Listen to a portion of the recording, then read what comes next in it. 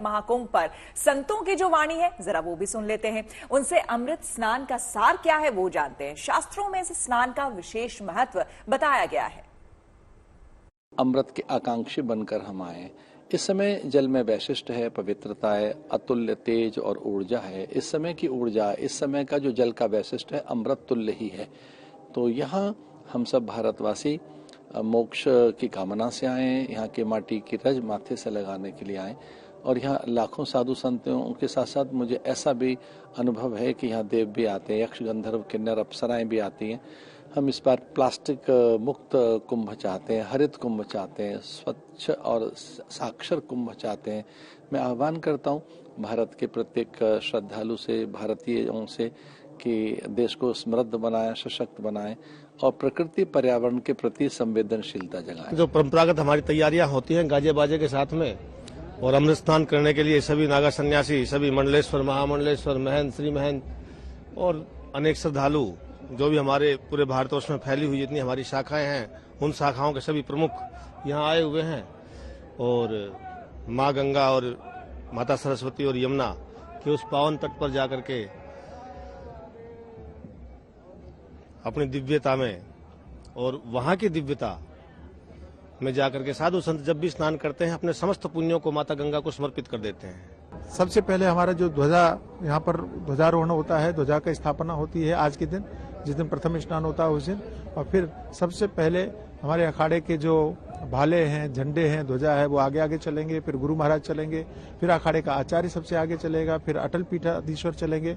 उसके बाद क्रमशः जितने महामंडलेश्वर है वो चलेंगे आगे। इस अमृत स्नान को करके जीवन को धन्य कृतार्थ बनाते हैं। आह्वान करते हैं कि आए सब लोग आकर के कुंभ स्नान करके अपने जीवन को धन्य और कृतार्थ बनाएं। आज के दिन किया गया जो स्नान है वो जीवन भर के लिए दुर्लभ फल प्रदान करने वाला होगा। श्री शंभू पंचायती अटल अखाड़ा और महानिर्वाणी अखाड़ा हम दोनों साथ में मिलकर शाही स्नान करने के लिए जा रहे हैं। तो हमारे लिए बहुत ही खुशी की बात है। हर हर महादेव, ओम नमो नारायण। सनातन धर्म की रक्षा नागा है और नागा ही आगे रहते हैं। आज पूरे हर्ष उल्लास के साथ मकर संक्रांति की पर्व का स्नान किया जा रहा है और सब आनंद में हो रहा है। आनंद लीजिए, आनंद लाइए। तो महाकुंभ के दौरान नागा साधु की बात की जाए तो अमृत स्नान वो सबसे पहले करते हुए आए हैं और ये परंपरा प्राचीन है। उन्हें ही संगम तट पर अमृत स्नान का सबसे पहला अधिकार है और उसके बाद ही दूसरे प्रमुख साधु संत समाज और गृहस्थी अमृत स्नान का लाभ उठाते हैं।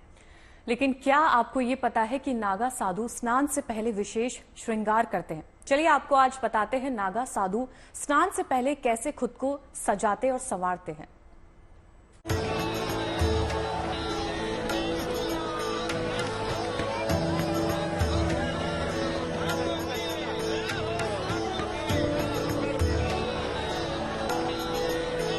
प्रयाग की पावन धरा पर ये अमृत स्नान की बेला है।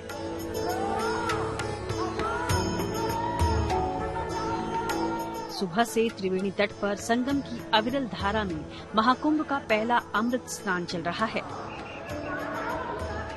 जिसमें देश और दुनिया भर से आए श्रद्धालु तो आस्था की डुबकी लगा ही रहे हैं। साथ ही अलग अलग अखाड़ों के साधु संत और नागा सन्यासी भी अपने इष्ट देव को साक्षी मानकर संगम में आस्था की डुबकी लगा रहे हैं। वैसे तो अमृत स्नान की कई पौराणिक और धार्मिक मान्यताएं हैं, लेकिन नागा साधुओं के लिए अमृत स्नान सबसे अहम होता है।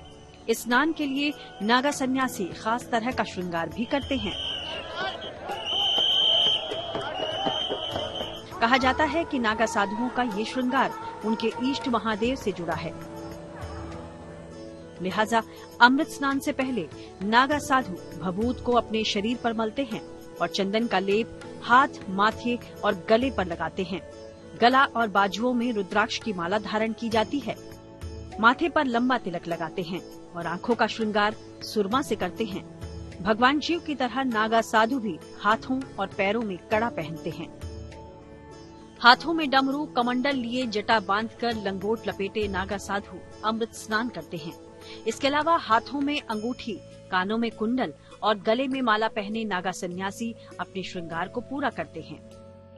अपने शस्त्रों के साथ नागा सन्यासी भी चल रहे हैं। इसके पीछे हर हर महादेव की गूंज के साथ सन्यासियों की पूरी फौज साथ चल रही है, जिसमें इनके अधिष्ठात्र देवता हैं, जिनके ये उपासक हैं, और इनके पीछे पीछे सारी फौज, नागा सन्यासी की फौज हर हर महादेव, हर हर शंकर के उद्घोष के साथ चली जा रही है। सन्यासियों के हाथों में उनके परंपरागत शस्त्र हैं और उन शस्त्रों के साथ ये भागते दौड़ते नागा सन्यासी अब आगे बढ़ रहे हैं। नागा साधुओं के श्रृंगार में सबसे अहम साधना होती है, जिससे वो अपने मन के साथ साथ सर्व मंगल की कामना करते हैं। सिर से लेकर पैर तक भभूत, जटाजूट की वेणी, आंखों में सुरमा, हाथों में चिमटा, होठों पर सदा शिव का नाम और अवधूत की धुन में झूमते नागा साधु त्रिवेणी के तट पर अमृत स्नान कर रहे हैं। प्रयागराज से संजय शर्मा, गुंजन दीक्षित, आनंदराज, उदय गुप्ता और पंकज श्रीवास्तव के साथ bureau report, good news today. एक बार फिर से गुंजन का रुख कर लेते हैं। इस वक्त संगम नगरी में ही मौजूद है गुंजन। सुबह से लगातार तस्वीरें आप दिखा रही हैं, बड़ी संख्या में लोग भी पहुंच रहे हैं। क्या कुछ ऑफिशियल आंकड़ा अभी तक आया है? कितनी बड़ी संख्या में, हालांकि करोड़ के पार जा चुका है आंकड़ा, लेकिन कितनी बड़ी संख्या में श्रद्धालुओं ने स्नान कर लिया है, अगर हम आम लोगों की बात करें तो?